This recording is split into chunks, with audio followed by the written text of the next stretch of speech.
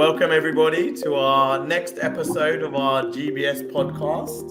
I'm really pleased to have such an esteemed colleague with me today, being Salvo Russo from Astrazeneca, who I've known for a few years around this space. And I think one of the reasons we thought it'd be great to get Salvo on the show is just his perspective around, I think GBS is quite refreshing and quite pragmatic. So I'm really looking forward to our time together today. Salvo, do you want to start with a quick introduction and then talk a little bit around what AstraZeneca are doing in GBS and what the story is so far? Thank you, Rakesh. Thank you for the opportunity to be together with you and talk about global business services, which is at the heart of my life, I would say. I imagine I even met my wife in share services when I work in ExxonMobil. So it's giving the purpose, money, and also love. So I'm very involved with global business services. I love that. That's going to be our strap line. GBS brings love. Exactly. Put people together. So, but the reality is that I'm really excited about working global business service because of that opportunity to work globally across different processes, different geography, different culture, working together to understand the problem, find solution, and help the organization to be competitive, to get the competitive advantage. I think that is how I see GBS, and that's why I'm so always excited to see which is going to be the next steps.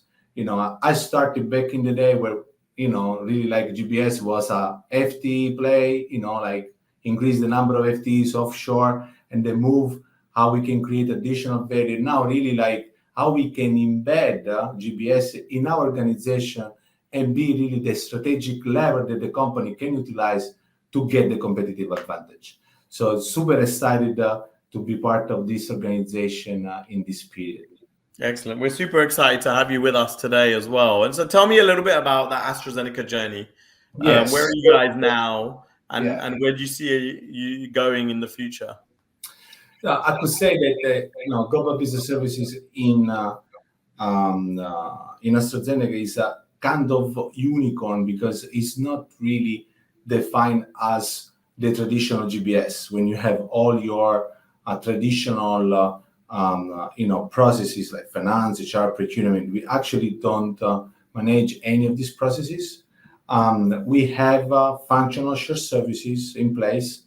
And as a GBS, we are trying to put, let's say, coordination across all these activities, but they are not owned by global business services. What we deliver in the last 5 years, which is the length of this journey when we started, really like 2018, when I moved here in Cambridge, is really about creating those capabilities as a service that really can create advantage for the organization because can leverage the ability of GBS to scale, to focus on productivity, to focus on customer experience, and drive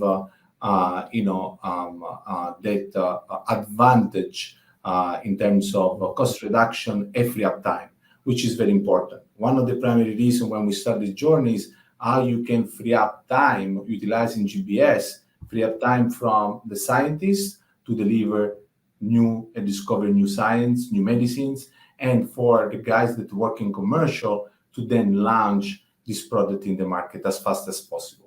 So this has been our imperative in the last 5 years, and now we're thinking about how we can further expand. If you want to give a little bit more context for our friends here that are going to listen to us, so the capability that we provide as a service are different.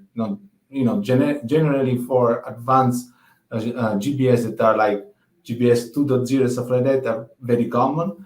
So those capabilities like automation, process mining, analytics, advanced analytics, marketing, legal, learning, compliance. So these are the type of capabilities of service that we develop and we scale for the entire organization.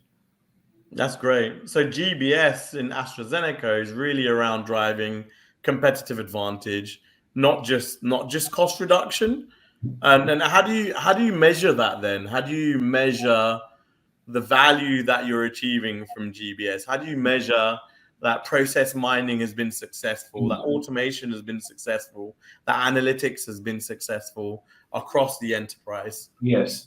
So, we work a lot about that, and especially aligning what we measure to what is understood by our stakeholders, right? We don't have any mandate in terms of the activity we need to do. So we need to really to demonstrate the value and the importance of think differently and work smarter. This is, for example, like when we started our journey in robotics and process automation, which now, as you described, is part of a end-to-end solution that start from understanding the process with process mining, elaborating the results with lean expert, understand the opportunity for simplification, standardization, and then apply all the different technology within automation to further improve the processes. So the key component and measurement of value is the free up time. We call free up time, which is the capacity that we free up to the main teams that are working with us, that then they can utilize the time to do more strategic activity or more core activity. I'll give you an example. When we automated the process in R&D, right? So that time that is before used by scientists to upload results to an Excel file and then download information from a database, take external data. Now we develop different automation that can free up the scientists to do these mundane activities that they can focus more on the science. One of the applications we did reduce quite significantly the clinical trials, which is one of the core processes for a pharmaceutical company. Yeah, of course. Very interesting. So it's really embedded into the value streams of the Astrazeneca business. It sounds like GBS is really driving change a lot more than just finance, HR, procurement type services. And how do you govern that? So, how have you set up the governance structure to ensure that you continue to add value in those important areas like clinical trials? So, in the sample, if we continue in the sample around let's say process optimization.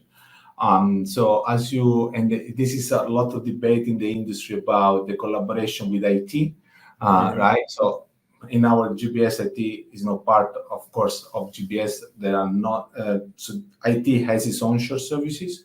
Okay. We create a great collaboration with them in terms of redefining and leveraging the key competence and skill set of GBS to interact with customer, understand the process, the processes, translate the process solution, and IT in terms of the core capability in designing that automation solution.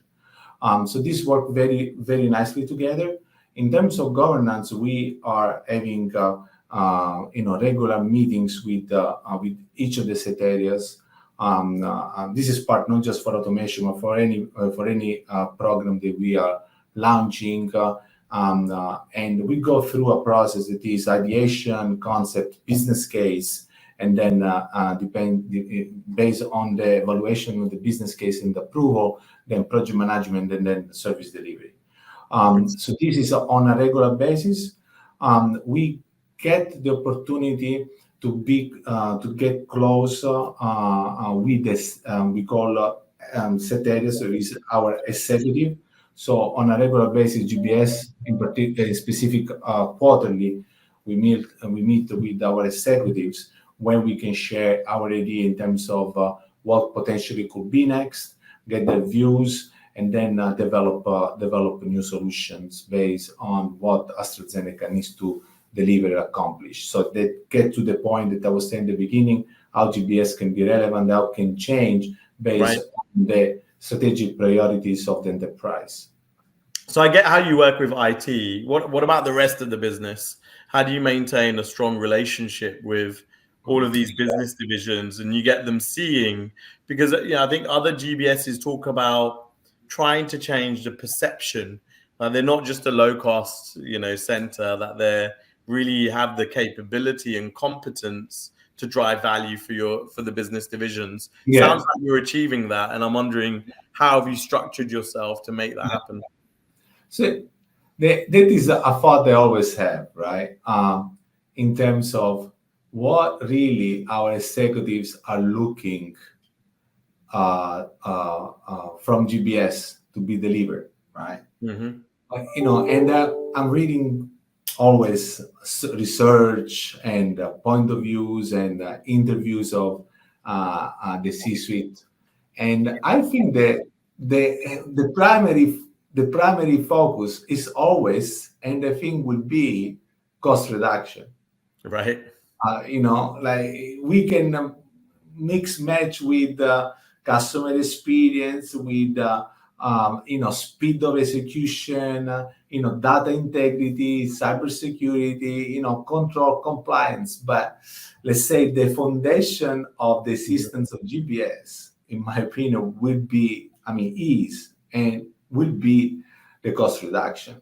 Yeah. So what we're looking is productivity, how we can make our organization more efficient and effective. And the same was when when I worked for Vodafone and for ExxonMobil, when there was the key focus on continual process improvement, how we can identify even small improvement and help the organization to make this small improvement, to make the life of employee much more enjoyable and more efficient. Yeah, I think that's a really interesting point, because I think sometimes we hear a lot of businesses almost treat cost reduction as a dirty word. Yeah. That GBS shouldn't deliver it almost. That actually it should be focused on more of the value levers. But I think that's almost your right to take a seat at the table, is to be that enabler of productivity improvement, of leveraging lower cost locations, of being more efficient, providing automation, but all of it, as you say, ultimately reduces cost. Yes, and it depends on the how expanded your GBS is. Like, if I give an example, in Vodafone, we were actually delivering revenues as well, right? Okay. So through the marketing and the global enterprise, here in Astrazeneca, through revenue leakage. So we get that opportunity, to go beyond the cost reduction. But when you think about all the new capabilities as a services that GBSs are talking about, like process mining, automation, is about make our companies more efficient, right? It's about how we can reduce the need of recruitment in certain case, which is became much more complicated, but also how we can continue to grow without growing the organization. Correct. Right. And linked to that, obviously, is the leverage of new locations. And tell me a little bit around that. So tell me a little bit around the locations that you've selected, and how that works with your operating model, and why how some of those locations are working for you. Yes. So I will give you a little bit broader view from all the experience that I have so far working in this space. And I can tell you that doing a lot of research and studies, still, let's say, India is one of the primary location where really you can find the talent that can support all the new services that GBS is thinking about. So I'm very pro, let's say, the hub and spoke model, moving away from the regional model. I see many companies still are adopting that. If you look in the life science industry, all the company, all the GBS are using a regional model. I think that the hub and spoke model has an advantage because Ciao Bella has an advantage because you can really leverage India's scale and the talent pool, which is amazing. But at the same time, this can give you the opportunity to further invest for selective spokes. They can give the edge to the GBS to be closer to the customer, especially for very complex transformational programs the GBS will be responsible for, right? So I think they give you the right mix and balance the cost and the opportunity to be closer with the customer if you apply a model like that. And if you apply a model like that, I think the hub most probably would be in India. I mean, at least that is my experience working with in different locations like Ahmedabad, Bangalore, Pune, Chennai, Delhi. So I think that is what I believe will be one of the right choice. Is nothing new, right? But again, like cost. It's very common. Yeah, no, India is a fantastic location. I think a common location for a hub. So where have you put your spokes, and how does that work for you? So I think the spokes needs to be really industry specific. Depends on what you want to do. The generic finance, accounting, HR, and now almost all the countries that have certain capability like this. So I don't think it is going to be much of a deal to find those capabilities within Europe or within Central and South America and within the usual Malaysia, Philippines, and India. I think more interesting now is look at different opportunities because most of the countries are going through enable people to come, especially in the digital space through digital visa. So talents are moving around, and now and with the remote working, how you can capture this opportunity. And the other one that is very interesting that we piloted is the freelancing. How you can tap the freelancing. So in one sense, and we talk about this in Lisbon, Rakesh, was about virtual shared services, right? So how you can start to think about a different type of sourcing where you actually don't even have employees. And freelancer will work very well, and we tested for everything that concern content creation and creative work. Yeah, that's very interesting. And the freelancing model, I know, opens up a brand new operating structure for you. What do we think about remote models, though? So, do you think it gives you a higher level of productivity by allowing people to work remotely? So, remote work is interesting, and I think depends on the location, and also depends on the opportunity that employees have to work from home. Okay, so during COVID, we saw, like many other companies, an increase in productivity. I don't know how sustainable that would have been. I think that a hybrid approach, is the way forward. Give the opportunity to the employees to select the right workplace. Can be at home when you need concentration, can be in the office when you need collaboration, when you need to innovate through the exchange of ideas, but also, for company GBS that open up to external customers, have those type of engagement and meetings, utilizing the office in a different way. That is not just desk, but point of connection, interaction that really can boost the creativity and the innovation. So I see that opportunity to continue to leverage the working from home, but Being in the office, I think, continue to be super important to AstraZeneca as well, in terms of work schedule. Interesting. So that's kind of the people piece. And what about the technology piece? So what one piece of technology do you think you played with that's been a game changer for AstraZeneca? What's that one piece of technology that you would almost write home about? So the spoon is a good old school technology to take attention, cleaning.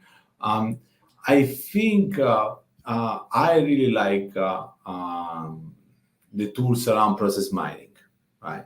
Because I'm coming from a background of continuous improvement.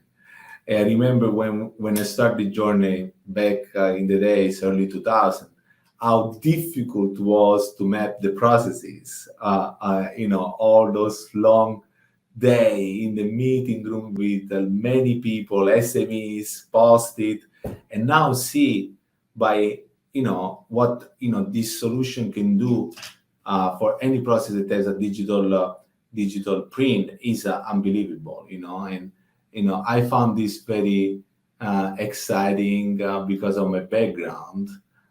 Because of the fact that continuous process improvement for me is one of the most important problem solving, continuous process improvement, most important capability in GBS. Because at the end of the day, we are here, in my opinion, to change the way we work, to enable the organization to work smarter, and to identify opportunity. Not for automation. I always say we need to find the opportunity for elimination. First you eliminate, tasks and deliverables that are not necessary. Then you simplify, and then the last chance is about automate. Because for automation, you still need to invest, and then potentially migrate. So we are changing the paradigm. Before was about in GBS. Before was about you migrate, right? You migrate FTEs, then with as it is, lift and shift, all the technology, all the processes, and then you start to think, okay, what I can do better, what I can improve in terms of technology. Now I think the paradigm should be shifted. We have all the tools, like the process mining, which I'm excited about, to understand where the process can be more efficient and more effective, eliminate tasks, automate, and then eventually offshore in lower cost location. That's fantastic. And if you were going to give, from all of your experience, 3 tips to GBS leaders who have already set up GBSs but are trying to go from, low value, maybe more focus on being cheap, to adding value, what would be those 3 tips? So when you say 3, remind me a good colleague of mine. We worked together when I set up the site in Bucharest. And the first time that I met him, he told me, Salvo, I have 3 priorities, right? I have people. And I think that is especially when you think about global business services, is a big piece of advice. How you really can focus from the beginning of your journey to have your core team that really can support the evolution of GBS, but also how you can start to think, how you can continuously develop your team, how you can connect them, how you can leverage the collective genius of having people that are working processes all around the world with different mindset, with different ways of looking at the problem. I think focus on people for me is the bigger piece of advice, especially for company that I see more and more. They focus too much on the technology, a little bit on the processes, and they don't really think about the people aspect. They just a tick, that needs to do in their task. So I would say we need to invert that. So, there is no transformation. The transformation happens within us. So I think as a GBS leader, we really need to think about differently how we can bring our people into the journey, but also how we can develop them and really create the competitive advantage for our enterprise. So people, build their skills, build their competencies, treat them as an asset. Excellent. Well, thank you very much, Salvo. You get to see my kids. You get to provide us with a lot of knowledge and insight into your experience in GBS. What is the last one? A big thank you from you. What is the third one? Sorry? What is the third one? The turnover? No, the third one. You have 3 kids. Oh, the third one. Yeah, the third one is at school. Oh, okay. So, yeah, we only had these 2 that have come to bother me. They've left me alone all day, but now I've come to talk to you. I think it was the Italian accent that attracted them to the caller. Lovely to see you, Salvo. Thanks very much for your time. We'll be in touch. Thank you. Have a nice weekend. Bye-bye. Bye-bye.